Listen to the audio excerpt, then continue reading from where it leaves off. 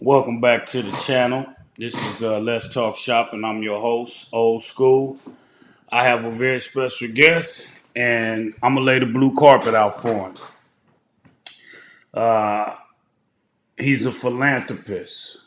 He feeds the homeless. Not only does he feed the homeless, he also provided mattresses, blankets, and clothing for the homeless people living in Tent City out in Banning. He's also a popular YouTuber, and he's nice on the mic, if I might say so myself. I'm cut from a different cloth, so I don't floss for the gram. I just stick to the script and be the boss that I am. I see young niggas doing dumb shit too often, like damn. He dropped his location, the reason that his coffin got slammed. He is none other than Big Chill, but y'all know him as 16 to life. What's up, Chill? Talk to me. How you doing, man? Oh, I'm doing well, man. And first of all, it's an honor and a pleasure to be on your show, to be on your platform. I thank you for reaching out to me, man, and I'm glad to be here. Oh, that's what's up, man. That's what's up. The pleasure is all mine. Now, let me ask you this, Chill. Where you from, brother? I'm from California, Riverside County, but a city known as Banning, a small city, maybe about 20 minutes west of Palm Springs. Okay, okay. What was it like?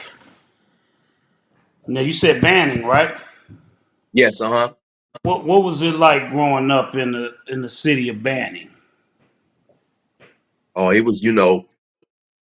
was lovely, right? And I think for everybody, home is home, right? So to give you guys a little bit of the time period, I was born in 1971. Bannon is a extreme, well, back then especially, an extremely small town, one high school, one McDonald's, one Carl's Jr., not a whole lot. So um everybody that I grew up with back then, it was real close, it was close knit, it was like a family. The majority of people who I graduated high school with, I started off probably in first, second grade with. So it was real close knit. That's what's up. So your childhood for your all your time was in Banning. So what was your childhood like? You came from a two-parent household. Any Right, sibling? most definitely. So yeah, I have an older brother by the name of William. Excuse me one sec. I have an older brother, 1 year older than me. Um, my mom and dad, they divorced maybe around the age of 4 or 5, but my dad only lived maybe about a 4 or 5 minute car ride right around the corner, and then the majority of the time, him and my mom was still together on and off. So it was like, it was they divorced, but I never really knew it. I had both of them, both my parents, deeply involved in my life, and so it was good. My pops is from Blackstone, Virginia, a small town out there in Virginia. Actually, when we would go and visit, his family still was getting water. His family was still getting water in out of a well in the house that they grew up in. And Hmm, so, my father was old country boy, and so he wanted to give me and my brother all the things that he never had. So we grew up with lots of motorcycles, toys, bikes, all types of stuff. So I had a great childhood. that's what's up. So your relationship with your pops was pretty good then. Oh yeah, I had a great relationship with my pops, man. Maybe I'm pretty sure we'll get a little more into it, but when I was out there doing what I was doing, my pops would hide the guns. That's what's up. That's what's up. So, uh, what was your aspirations as a kid growing up, man? You know, we all had them in school. What do you want to be when you grow up?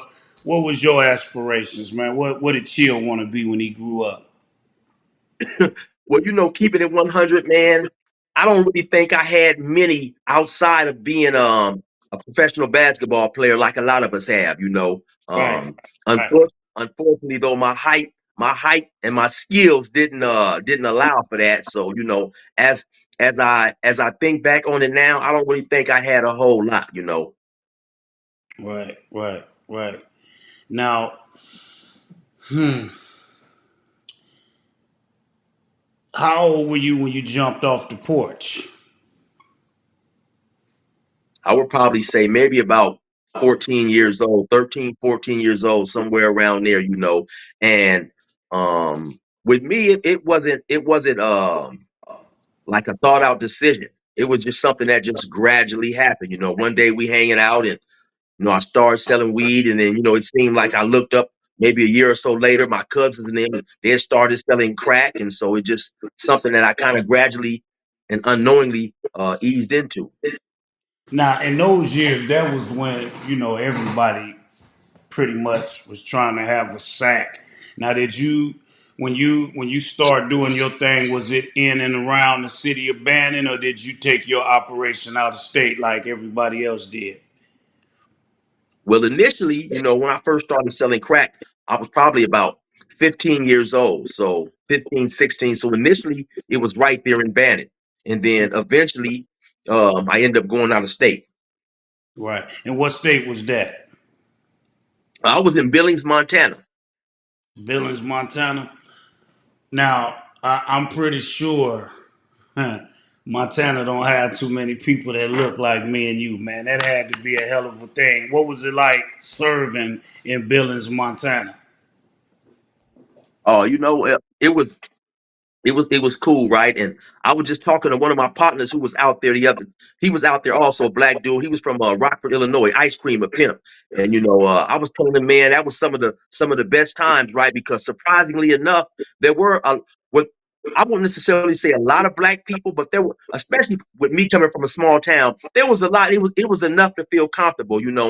How I ended up out there was I had an uncle who had got a scholarship out there to play sports, at one of the colleges out there, which is also how many of the brothers ended up out there. They had two colleges, Rocky, and I can't think of the other one right now. But so that's how a lot of brothers out there came out there to either play basketball, football, baseball. Then a lot of them ended up staying, and then also a pimp or two came out there, I believe, from Rockford, Illinois. And so the same way with the drug game, he'd call back, tell his homies, hey man, this is going on out here. And so eventually you had maybe 9 or 10 pimps who lived out there on a regular, and then the summer more would migrate there because of the rodeo days. Back then the police would pretty much allow the hoes to get out there and do their thing, because after the cowboys wanted to ride the bull, of course they wanted to ride the women. So as long as the women out there wasn't robbing the tricks and causing stuff like that, pretty it was pretty much something that they allowed. Right, right. That's what's up. That was pretty interesting. Now, let me ask you this: were you affiliated with the gangs when you went out to prior to you going to Montana?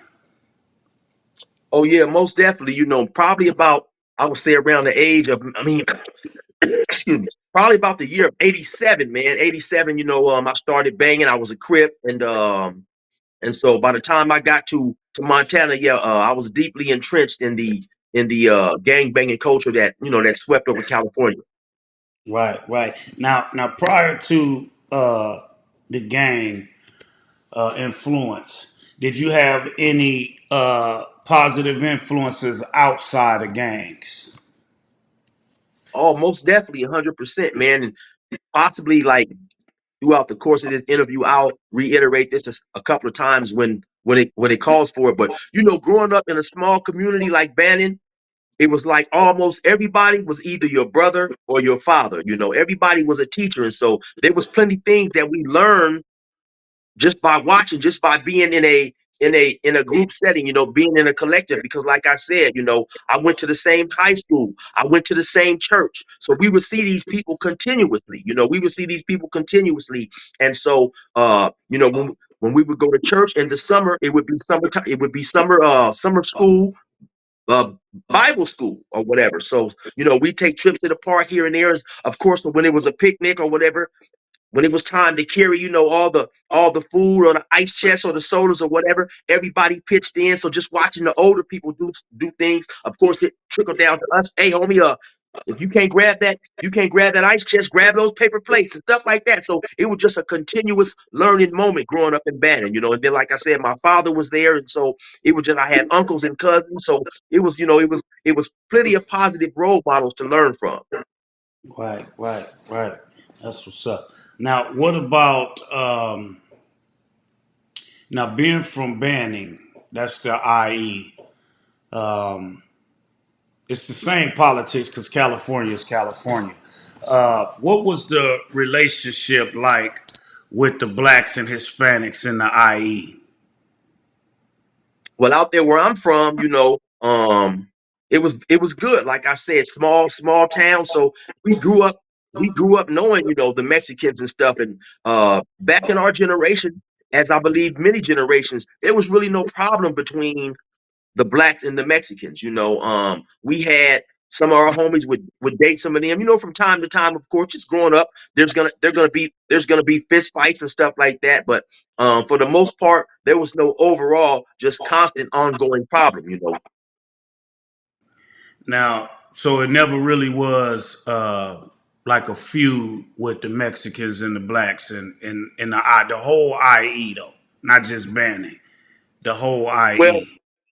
Well, I mean, that would be hard for me to say with certainty because I don't know if people know, but the Inland Empire, which makes up the Inland Empire, is made up of two counties, San Bernardino and the county of Riverside. And Yeah. if I'm not mistaken, San Bernardino is the largest county in the world. Some people don't believe that. Google it. San Bernardino is the largest All county the way, in the world. all the way to Vegas, damn near. Yeah. Soon So as you come out of Vegas, within Bernardino County. Right. And so within that county, you have several hoods, right? Many. You have many different cities, many different hoods. So it's hard to say with certainty what was going on, 100 miles from me, 200 miles from me, so on and so forth. But in our particular area, no, there was no ongoing feud.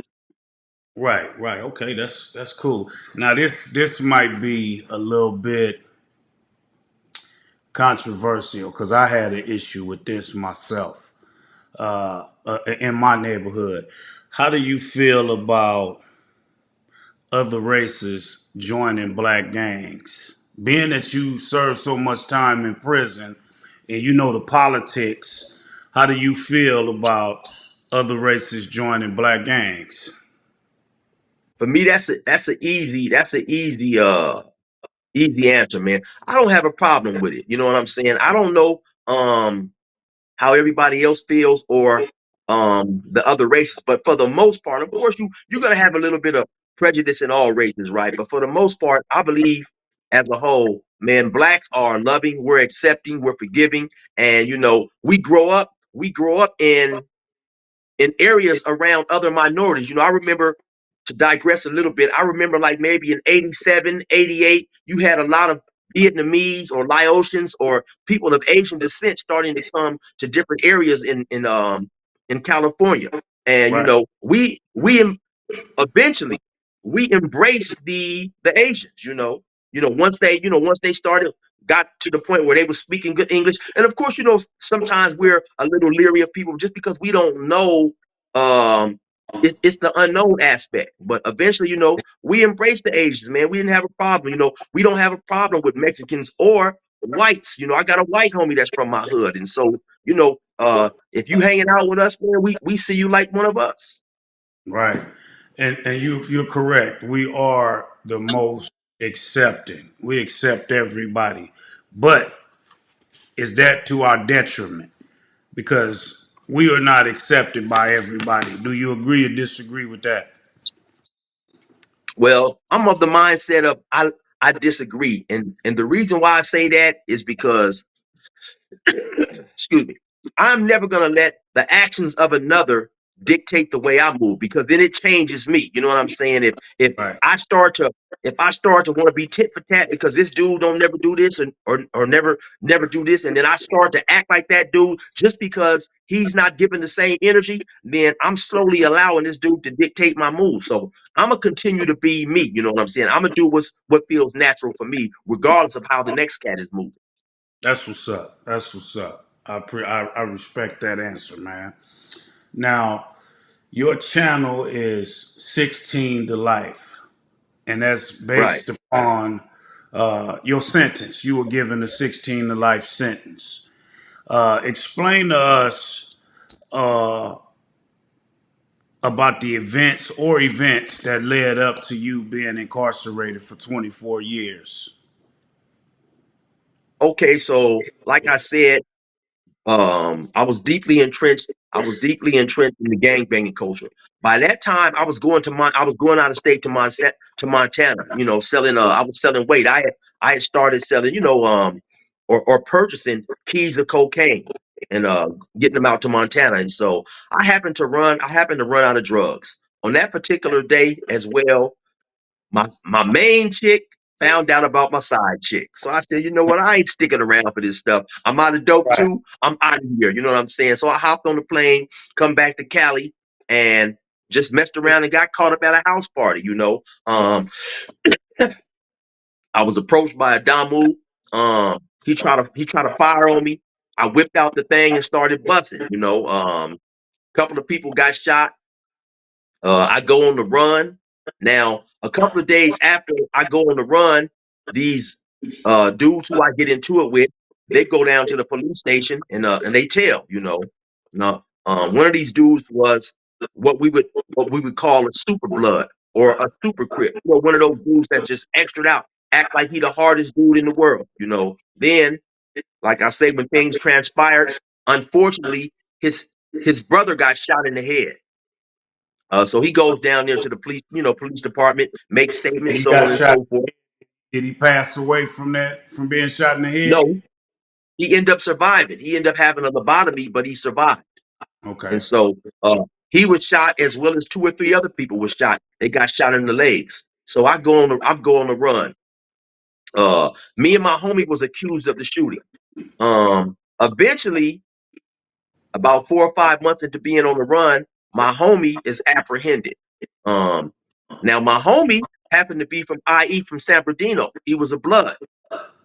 We grew up knowing each other. My mom and his mom, good friends, still great friends today. My dad and his grandfather, great friends. Like I said, Bannon is a small town. So later on, once we grew up and chose our paths and our selection of the rags, our relationship never changed.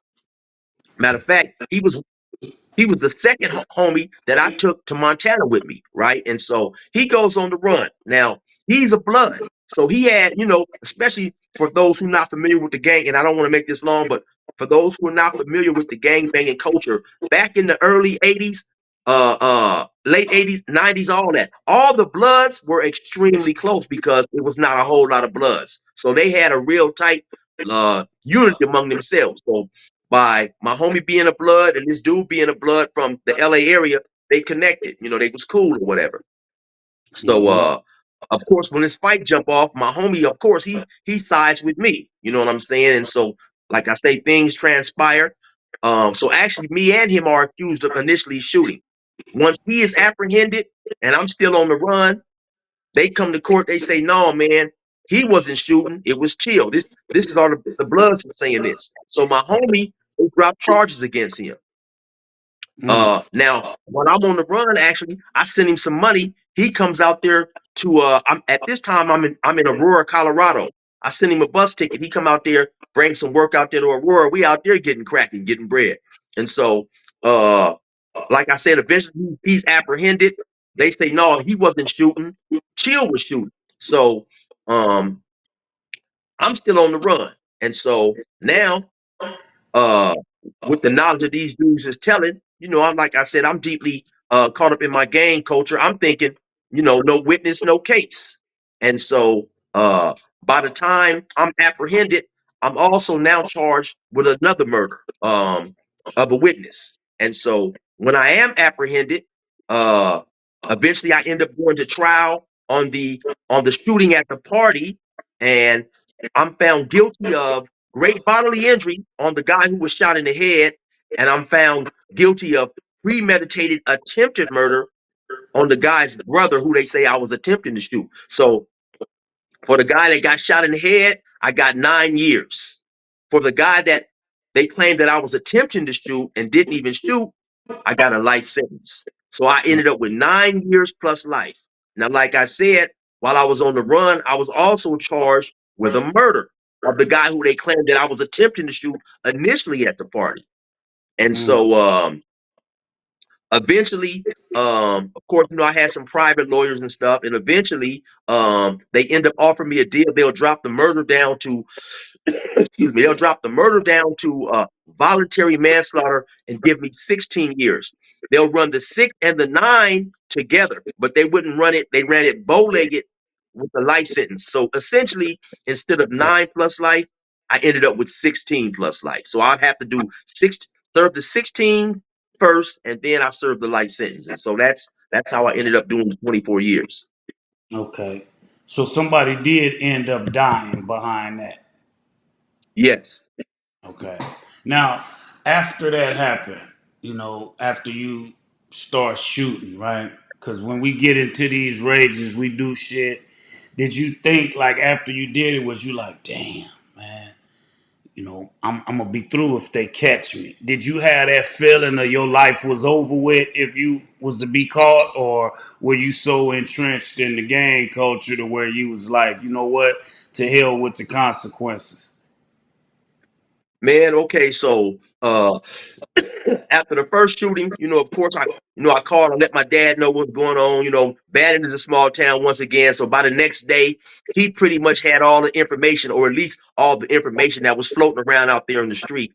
He told me that old dude, well, because I heard that night as well, but he told me that the dude had been shot in the head. And man, I sat there that night and I prayed like a mug that the dude didn't die. I'm gonna keep it 100, man. I was Right, I was praying that the dude wouldn't die and all this old type of stuff. And but also, um I'm thinking, okay, it all this comes with the territory. It is what it is. And so once I learned that old boy was telling, I'm still out trying to catch him, to prevent him from telling. When we're young and immature, man, we don't have intelligent thoughts in certain situations, right? And so right, even though I know that, okay, damn, I'm already in trouble for this attempted murder, my mind is telling me if you catch this dude and you do your thing on him, there's not going to be no case. And so I ended up just getting myself into more trouble. right, right, right. Now, the chill you are today. This is a two-part question. The chill you are today. Do you have any regrets on that decision you made doing that? And what would you say to that dude's mother or his children if he had any? Uh, yeah, I have a whole lot of regrets, to keep it 100, right? Because now that I'm older, now that I have kids, grandkids, you know, life is short, man. Life is extremely short. And it's hard to put into words. A person only has one life. And so just to, when you kill a person, regardless of what I may have thought of that individual, this dude is, to somebody, he's extremely important. This dude is a father, he may be a grandfather. Who knows? He might just throw the football with the little kid next door who don't have a dad. And this little kid next door extremely looks up to this dude. He may go over there and help this dude fix his bike and put the chain on his bike, so on and so forth, right? So everybody is important and special to somebody, right? And so now, being older, having grandchildren, seeing how important I am to them, of course, I have regrets, right? And so I would just say to that dude's family, I'm extremely sorry for my actions as a child, as a immature as an immature man.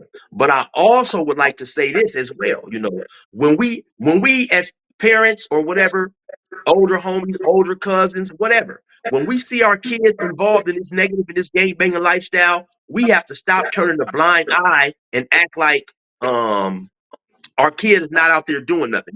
I'm pretty sure you are, or many people who have gone through this situation where they say, don't hang with Johnny. Johnny bad. Stay away Yeah, from Johnny. Not yeah, realizing your son is putting in just as much work as Johnny is. yeah, yeah, yeah, Or you don't want to accept and admit to it. You go in Johnny's room, you go in your son's room, you see he got the hood hit all up, blue rags all over the place, but you turning a blind eye. So when we know this type of situation and we know what goes on with gang banging, when we know what that life entails, we have to stop.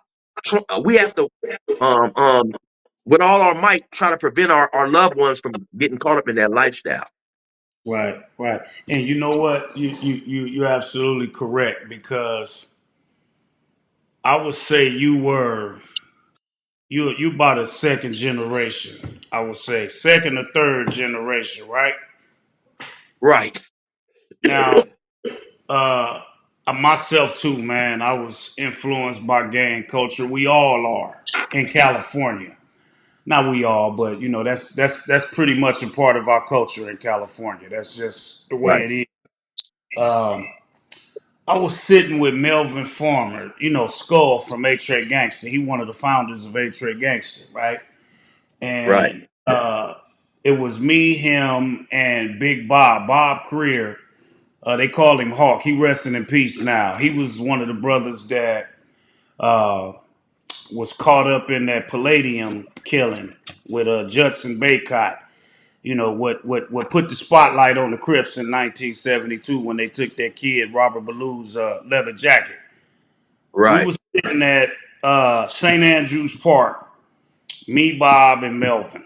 And Melvin says to me, he says, Bloods and Crips are anti-black. He said, Bloods and Crips are anti-black. What are your thoughts on that, man? Well, initially, initially, I think that a person hearing that, many people might say that's BS, right? But Mm-hmm. then, if you think about it with a more educated thought process, it's 100% correct, right? Because I remember, and I used to trip on this, right? Back in my gang banging days, and I still think about it a little bit now. Back in our day, homie, that was the day where gang banging, I call it traditional gang banging. Dudes was gang banging at their finest, man. You be in the wrong area and a dude will press you like a wrinkled pair of pants. Like, what's up? He'll hit you up. Like, what's up? Where you from? Or whatever. So I would watch, I'd be at the mall. And, you might lock eyes with a black dude 20, 30 feet away. You Yeah, watch this dude walk past, he'll walk past five Mexicans, six white people, and don't even look at them. Then get right to you and look at you like, what's up, cuz? Where you from? yeah, So Melbourne was 100% correct. You didn't walk past all these other races just to get to me, just to get to me to hit me up and be confrontational. And depending on my response, be willing to lay me down and take my life. So yeah. he's 100% correct. And also, uh, I was watching this popular YouTuber, man. He do food. What you call that, man? Food. You know, he go there and he give people food reviews. He do food reviews, and he out in Okay. L.A. He out in L.A. Man, I think his name is Dubs, brother. He a brother, and Okay. he's down there in the East Coast hood. And shout out to the East Coast. I got major love for the East Coast. First Street, the one I know I always did. Um, but these brothers, man, these young brothers from East Coast come up in there on the man and they take his food while he doing the review. You know, and they telling Right. me to tap in. You know what I mean? And I was so upset when I saw that because you ain't gonna do that to no white boy. You're not gonna do that to no essay. We only do that to each other. That tap in. You got to tap in when you come out here. We only telling each other we got to tap in. We ain't telling white folks or Mexicans they got to tap in with us. It's only our own people that we enforce these types of so-called laws or boundaries on. You know what I mean? And I think, man, with that goes right in line with what Melvin said. And when he said it, I had never thought about that, man, until he said it. Because another thing he said to me, he said, "Man, you know what? I don't know what it's like to have Crip on Crip beef. I don't know what it's like to beef with another Crip." And I was like, "Damn, that's all I know. That's all I know is beefing with other Crips." You know what I Right. mean? So it's like, in a sense, I had more. I got a lot of Damu homies. I ain't really had no run-ins with Damus like that. Most of my problems been with other Crips. And Right. Crips is like, you know, we bullies. We were bullies. You know what I mean? And when you ain't got nobody else to get on, you get on yourself. You know what I mean? And that's what a lot of that was. But going into my next question, what are your thoughts on cases such as what happened to Kermit Alexander's family? You familiar with Kermit Alexander? Oh yeah, most definitely. What are your thoughts on things like that? I think it's horrific, and I don't agree with it. You know, it's ironic that you asked that question. About 2 days ago, no, yesterday. So I'm talking to one of my homies, and he told me that he said I'm supposed to go down here to the hood and see what's going on with this stuff. I said, what you talking about? He told me a man by the name of Mr. Ernest had been killed. Now, Mr. Ernest was old when I was young. You know what I'm saying? So Mr. Ernest now is in his probably mid to late 90s. He Right. stays by himself. Some people ran up in his house and killed him, beat him up. They found him in a puddle of blood. Um, Mm, And initially I didn't know who he was talking about until I called my mom. And then she told me, I said, oh, that's Mr. Ernest. So Mr. Ernest, back in the early 80s, had owned a mini market, first black man that I knew to own a store in Bannon, right? And so somebody killed him, man, you know. And to me, like I said, that's horrific, right? In the era that I grew up in, man, our enemies was who our enemies was. But outside of that, we respected the community. You know what I'm saying? mhm. We didn't harm kids, women, or people who wasn't involved. I know you from the area. You are well knowledgeable about the phrase, oh, I gave cuz a pass. You know what I'm Right. saying? Me and Right. you might be beefing. I may see you with your younger brother, knowing that he's not involved. I catch you at another time. You know what I'm That's saying? I may see you with right. your mom. You know what I'm saying? I speak to you and your mom. Hello, hey, what's up, homie? Hey, how you doing, Mr. Such and Such? Even though Yeah. what me and you got going on, that ain't got nothing to do with people that's not connected to that, right? Right. And it made all that so deadly because back then, or even today, in a lot of areas, the gangbanging community is quite small in all areas. You know, everybody knows who's who. It's a subculture, right? So pretty Mhm. much everybody knows where everybody stay. So it's easy to pop up at your house and do something to your family or do something to your mom or your brother or whoever if that's what I choose. And that was always an unwritten rule that was off limits. You know what I'm saying? What Right. happens in the street stays in the street. So I got a little away from that. But so yeah, I don't agree with that at all. I don't agree with preying on women, children, or people who don't have anything to do with the gang banging that's going on between who's ever feuding, right? And now today, even in my advanced understanding, I understand that even if me and another dude got a problem and I down him, it's still gonna hurt people that's not involved because he Yeah. still has parents, possibly children, people who care about him. So it's still going to involve people that's not involved. Right. Right. The reason I say that is because depending on your status and how respected your cripping is, or blooding for that matter, we tend to overlook these brutal crimes that people do, man. I still hear people talking about, oh, I spoke to such and such, and they be glorifying it. And I'd be like, man, that dude, do you know what his crime is? You know what I mean? Are we overlooking that? And it puts a stain on. But I know it's a lot of people that feel the same way. They wasn't down with that. You know what I mean? And depending on how a dude is with his hands in the hood, he allowed to come back to the hood or still be revered. You know what I mean? And it's a sad case because the youngsters end up revering these people too. I had a real good friend of mine, man. He I mean, this brother will give you the shirt off his back. He was convicted of killing his wife, and the way he did it was so tragic. I'm like, oh man, I can't really get down with you, homie. Because I got a daughter. I got two daughters. I got a wife. You know what I mean? My mother is no longer with us, but I still know, man, you kill a woman, man. Come on, that ain't cool, man. That's just not cool.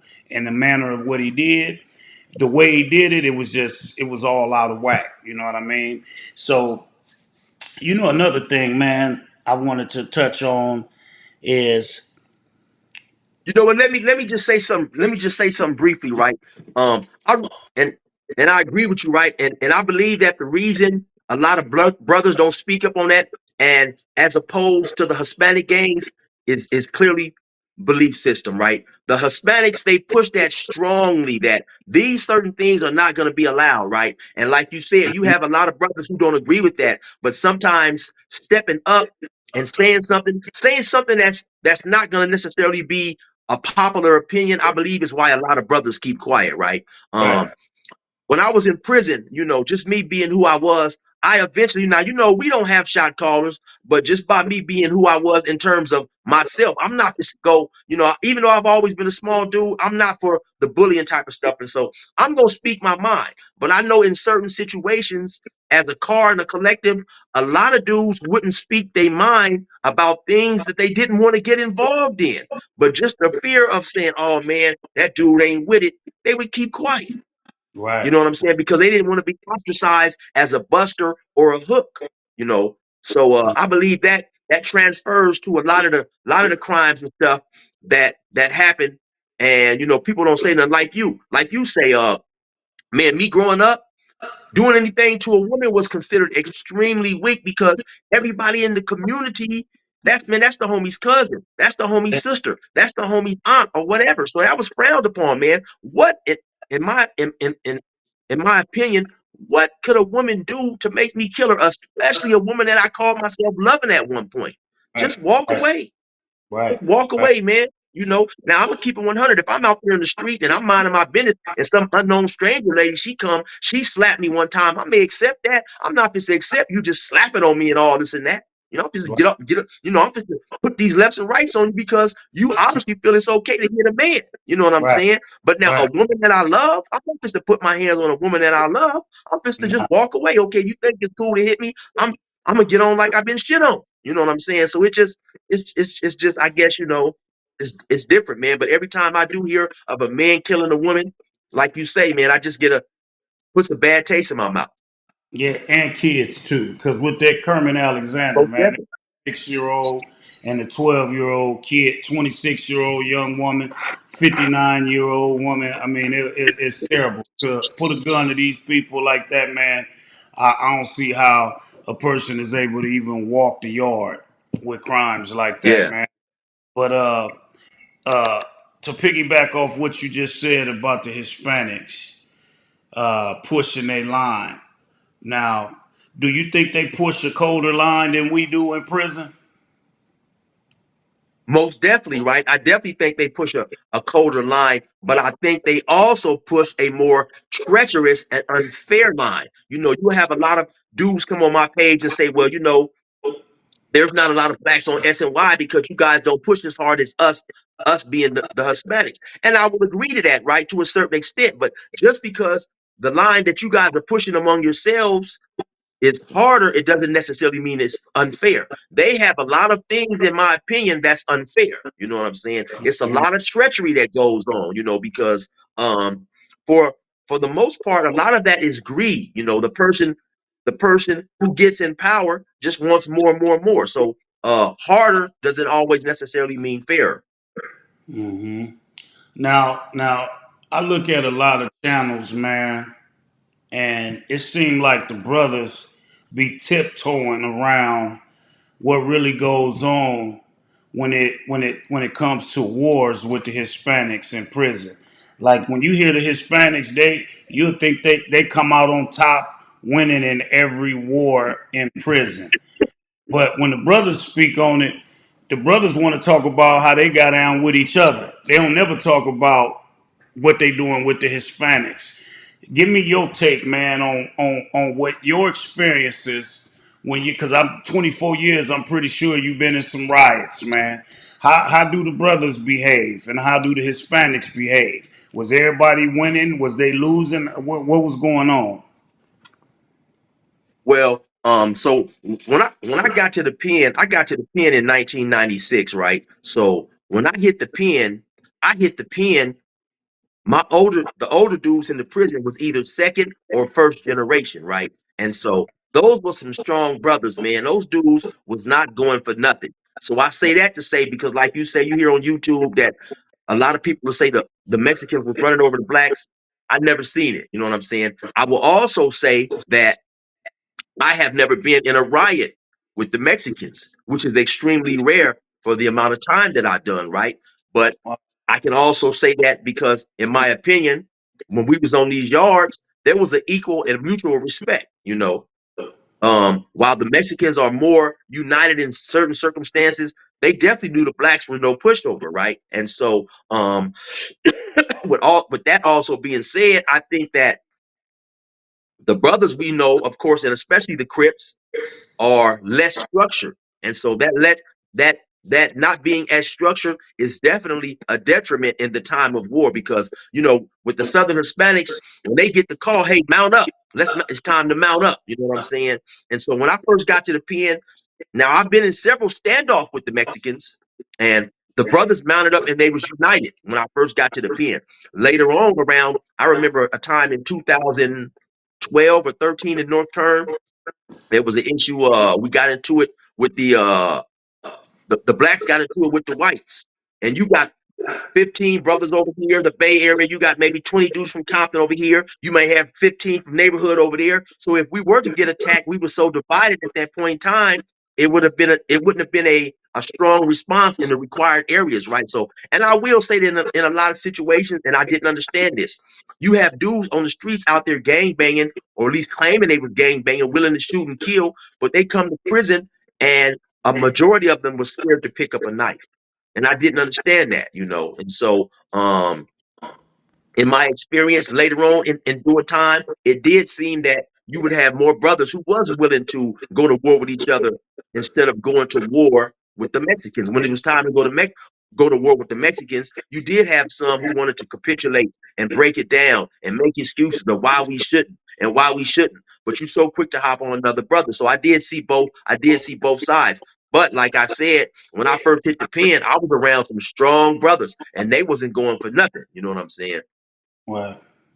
Right.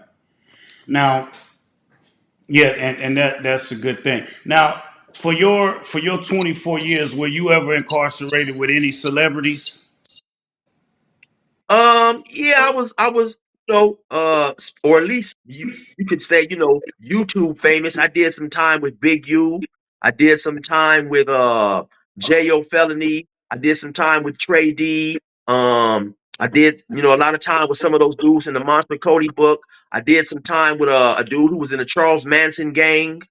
Um, so yeah, a few dudes who was infamous. I did a little time with the. I don't know if people are familiar with it. It was back in the mid '90s. You had some Asians get into a fight in a pool hall, and one dude chased a dude up under a pool table and shot and killed him. I was in Salinas with Yeah, him. yeah. I did some time with JD from the Lynch Mob. I don't know. People may remember him. He was in a group with I that was do. formed by Ice Cube. Yeah. So yeah, I did some time with some dudes who was infamous. Now, I forgot. I thought I heard it on your channel that you said you was with DeAndre Bonds. You know Oh DeAndre? yeah, I was also with I forgot that I was also with him down there in Ironwood, DeAndre Bonds. Right, right, right. Now, DeAndre Bonds, man, he used to rock with the 40 Thieves, and one of them is resting in peace. That was Coolio's group. They up out of Mona Park, out of Compton, right? And DeAndre Bonds is a brilliant actor. This dude is I mean, he was on his way. And I got a great deal of respect for DeAndre, man, and for who he is, and and what he has came to as an actor. But when in his prison stay, when you encounter people like that, man, do the prisoners do they try to extort people like that? Is it rough for them, or is it easy for them to stay down? Like if you're a celebrity and you go in there, do you think that it's easy for them to stay down, or would it be harder for them to, walk that line?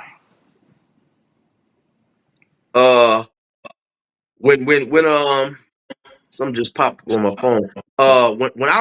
When I was locked up with DeAndre Bonds, man, they was on that boy's helmet like clip-ons, man. They was on that boy's head. They wouldn't give him a break, right?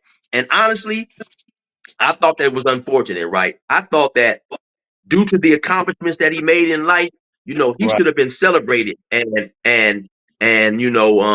revered in prison. But who knows? Now, maybe it was due to some of the roles he played, because he played a few roles where he was a tough gang member or whatever. You know what I'm Right. saying? And Right. so maybe they was trying to test that part of him.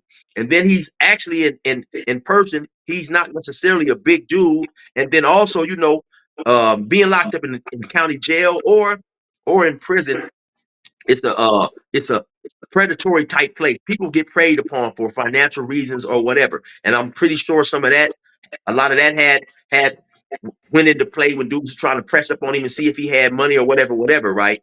And so, yeah, I just felt that, with his accomplishments, man, and here's a brother that was doing well for himself. I don't feel that he should have had to be caught up in the madness of prison gangs and all that old type of stuff. It's Right. unfortunate, man, that we always try to press people. Now, you did have several people who liked the dude, who talked to him, who wanted him to do well and stuff in there. But the main thing is that nobody is gonna fight for you. Right. And even though he did get into a fight or two up in there, I believe he got into a fight over the phone. I had a homie who was real good friends with him, Mm. and my homie, he got into a fight over the phone with some bloods, and then so my homie was saying, "Hey, man, listen, if them dudes keep messing with you, you're gonna have to make an example. You know what I'm saying? You're gonna have to bust one of them dudes in their head with a lock or something or whatever." But instead of choosing to do that, he chose to just roll it up and get up off the yard. And they was pressing him. I didn't want to go all into all of some of the things that was going on in there with him. It was never nothing sexually, but they was really pressing the boy. And so, Right. like I say, once again, it's just unfortunate, that they would see this dude and want to victimize this dude instead of just, damn, Right. you was out there making movies. How instead of maybe trying to get some knowledge from this dude, like, damn, man, how did Right. you work your way up in Hollywood? Right. Because you may not be able to get up in there and be an actor, but it's a lot of jobs at those studios that you may be able to do where it also is paying. So instead of trying to pick his brain, they wanted to try to hurt the brother. Right. Right. Right. And that is unfortunate. That goes back to what Melvin was talking about, man. We gonna pray on each other. Now, I Right. got a couple more questions for you before I let you go, man. Uh, you know, you hear a lot about wrongfully convicted inmates and people getting out of prison from serving this large amount of time. Uh, how many people do you think you did time with that you would say you felt that they were innocent? I'm pretty sure a lot of people gonna say I'm innocent. Well, how many people would you say, damn man, he really was innocent? Well, it's hard to really say without being able to see their transcripts and all this and that, right? But I was in Ironwood. We wasn't on the same yard, but we was in the same prison. This brother was on D yard.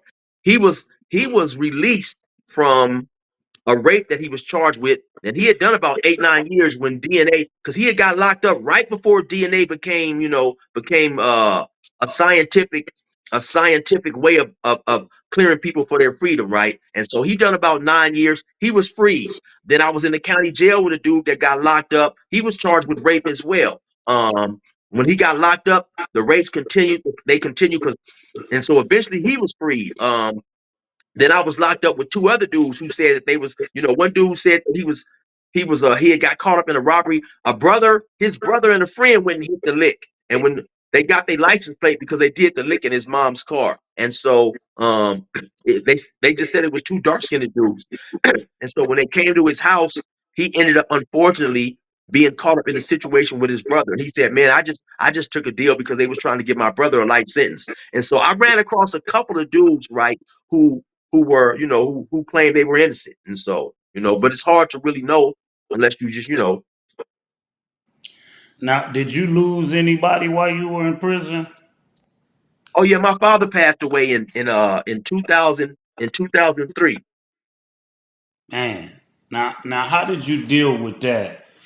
Because far as mourning and things like that, prison is a place where you don't really want to show those types of emotions. How did you deal with the death of your father, man? And did they let you go to his funeral? You know what? That's a good question, and you're right. Everybody deals with things differently. And I also lost a good friend of mine, my homie Oz, who was on that case with me initially of the shooting. Ironically, he himself was killed at a house party.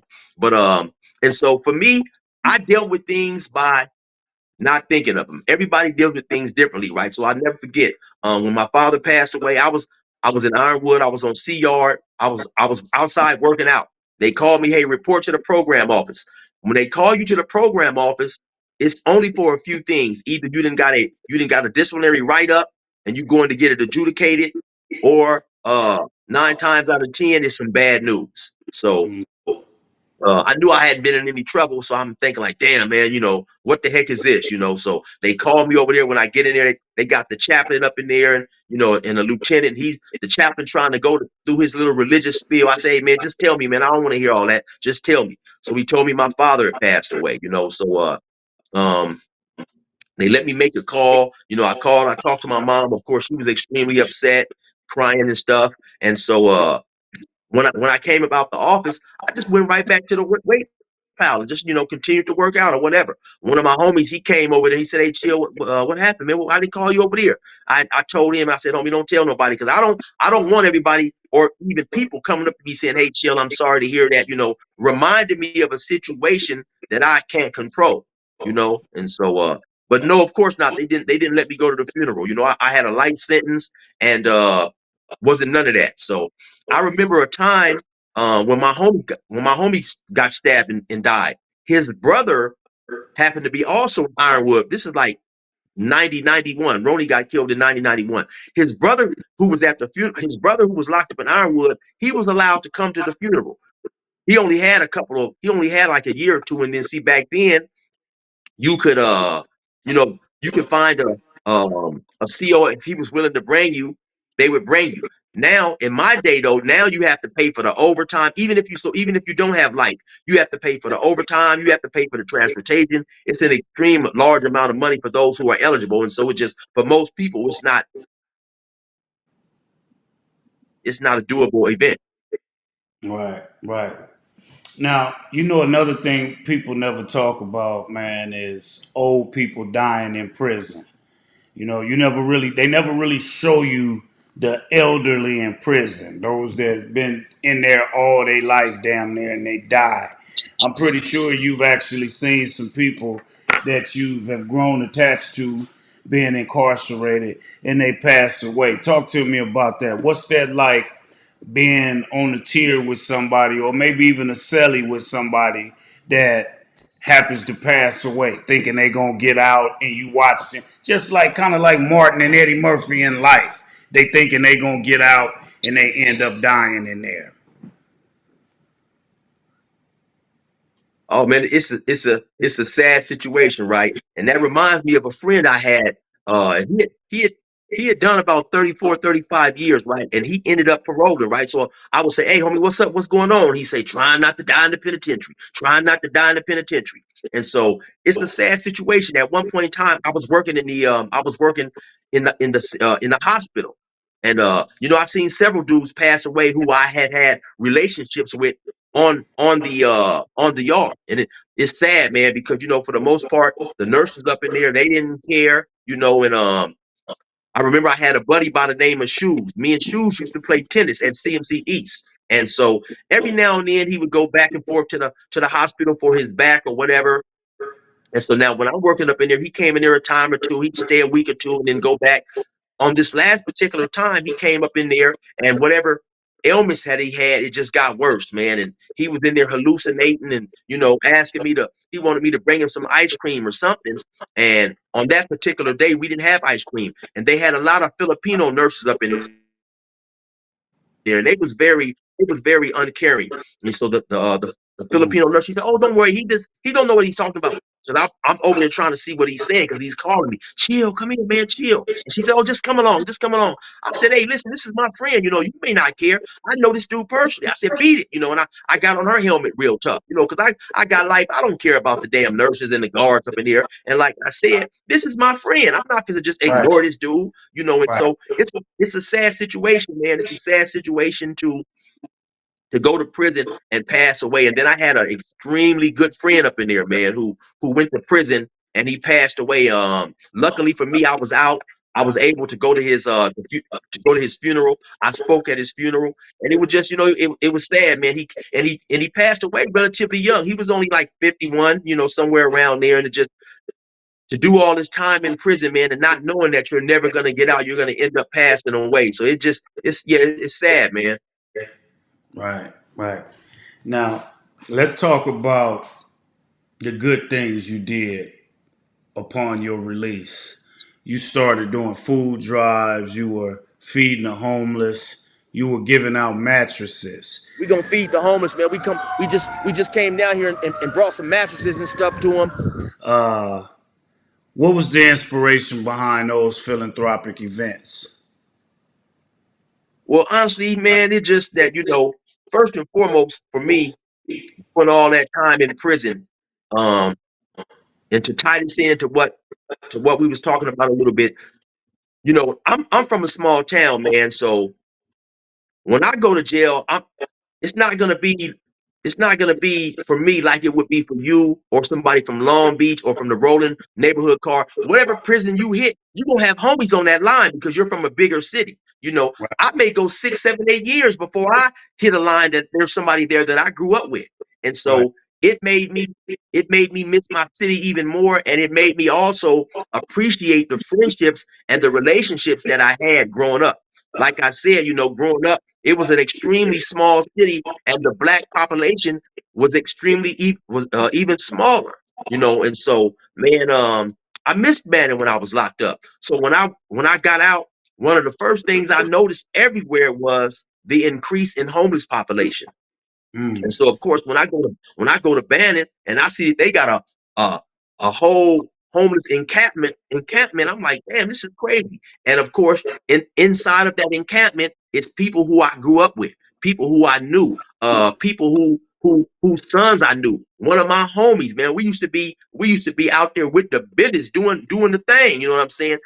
He then got on that meth and he's in one of these encampments. You know what I'm saying? So I don't know if you guys seen my video, Never Gave Me Therapy, or the video Go From Here. He's the dude at the end dancing in the video and stuff. The skinny brown skinned dude. It yeah, seemed like every time I would be shooting a video in the hood, he would just mysteriously pop up. And right, so right. he was in those camps. And so for me, man, it was nothing, just to go down there and feeling relieved, feeling blessed to be free again. Like I say, homie, I'm rich, man. And when I say I'm rich, I'm talking about in terms of being able to be home, being able to be free, not financially, because they told me that I was never coming home. And then, as we just talked about, to have homies go up in there and get killed, or die in prison, you never know when you're coming home. Outside of people who pass away and get old, sometimes people go in there and get stabbed, people go in there and get killed. It is an extremely um dangerous place. And then so now being able to be free, when you caught up in that madness, it's somewhat of the norm, and you don't really think about it as much. But once you get out of it and you look back on it, you're like, damn, that was some crazy stuff.